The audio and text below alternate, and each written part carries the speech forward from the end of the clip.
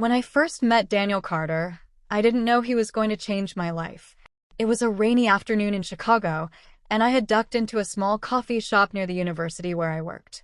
I was juggling my laptop bag, umbrella, and a cup of coffee that was much too hot for my hands. "Need a hand with that?" a voice said. I looked up to see a tall man with dark brown hair, warm hazel eyes, and a smile that could make you forget the world outside. He reached for my cup just as it nearly slipped.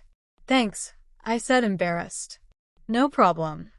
"I'm Daniel," he said, setting the cup down on a nearby table. "Looks like the storm's out to get us both." From that moment, we talked for almost 2 hours, long after the rain had stopped. He was funny, thoughtful, and easy to open up to. I hadn't planned on staying, but something about him made me feel safe. That day began a friendship that quickly became one of the most important parts of my life. Over the next year, Daniel and I grew close. We worked in different fields. He was in architecture, and I was in publishing, but our schedules always found a way to overlap. Late-night phone calls, weekend walks along Lake Michigan, endless conversations about dreams and fears. We shared everything. To the outside world, we probably looked like a couple. My colleagues would ask, "So, how long have you and Daniel been dating?" I always laughed it off. "We're just friends." But the truth? Sometimes I wasn't so sure. There were moments when his gaze lingered a little longer, or when his hand brushed mine and sent a wave of warmth through me. Moments when I caught myself wondering what it would be like if we were more. Still, I buried those thoughts. I'd been hurt before, and I wasn't ready to risk another heartbreak. One summer evening, Daniel and I were sitting on the rooftop of his apartment building, watching the city lights flicker against the night sky. He seemed restless, tapping his fingers against the railing. Finally, he turned to me. "Emily," he began, his voice unusually serious. "I need to tell you something." My heart raced. "I've tried to ignore it, but I can't anymore," he continued. "I'm in love with you." The world seemed to stop. My breath caught, and I felt torn in 2 directions.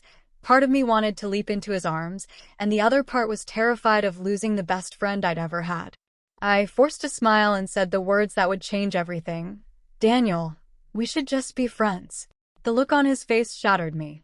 He tried to mask it with a small nod, but I saw the hurt in his eyes. "Got it," he said quietly.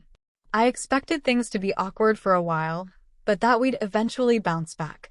After all, our friendship had survived so much already. But the next day, he didn't text me. The next week, he stopped calling. By the end of the month, he was gone.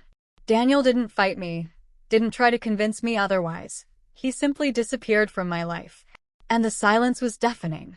At first, I told myself it was for the best. We avoided heartbreak. We kept things simple. But as weeks turned into months, I realized I had lost more than I'd gained. Every time something happened, a new job opportunity, a bad day, a funny story, my first instinct was still to reach for my phone and text him. And every time, I remembered that he wasn't there anymore. I missed him.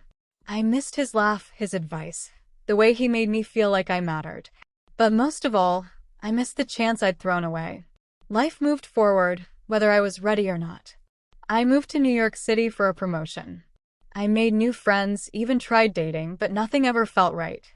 Then, one evening, while attending an art gallery opening in Manhattan, I heard a familiar voice behind me. "Emily."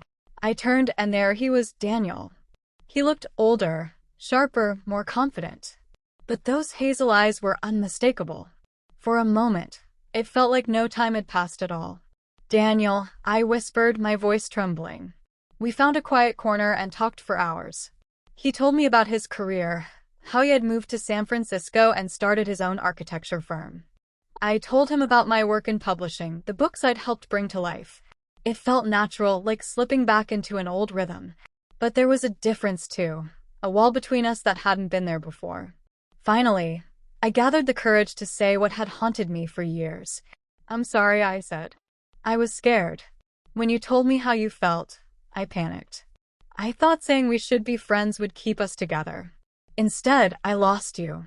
He looked at me for a long moment before replying. "Emily, I loved you with everything I had. But when you said we should just be friends, I believed you. I had to. Because if I didn't, I would have kept hoping for something you didn't want. And I couldn't do that to myself. Tears filled my eyes. I did want it. I just didn't know how to admit it. He gave me a small, sad smile. Sometimes, waiting too long is the same as saying no. That night, as I walked back to my apartment, I realized the full weight of what I had lost. Daniel hadn't left me because he stopped caring. He left because he respected himself enough not to stay where he wasn't wanted. And maybe, just maybe, I had been the one too blind to see what was right in front of me. Friendship had felt safe, but love would have been worth the risk. Even now, years later, I think of Daniel. Not with regret, but with gratitude.